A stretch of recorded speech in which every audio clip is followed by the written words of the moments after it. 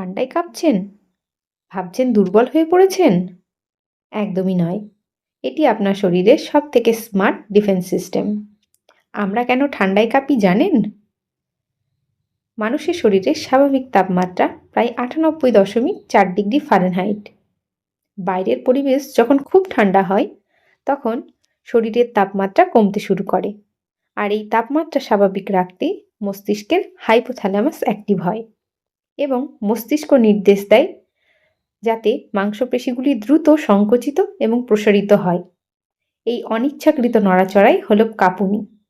মাংসপেশিগুলির এই দ্রুত নড়াচড়ায় শরীরের ভেতর রাসায়নিক শক্তি তাপ শক্তিতে রূপান্তরিত হয়, ফলে অতিরিক্ত তাপ উৎপন্ন হয় এবং শরীর নিজের তাপমাত্রা ঠিক রাখতে পারে। ভিডিওটি কেমন লাগলো তোমাদের? এমনই সব ইন্টারেস্টিং ফ্যাক্ট জানতে আমার চ্যানেলটি সাবস্ক্রাইব ও ফলো করো।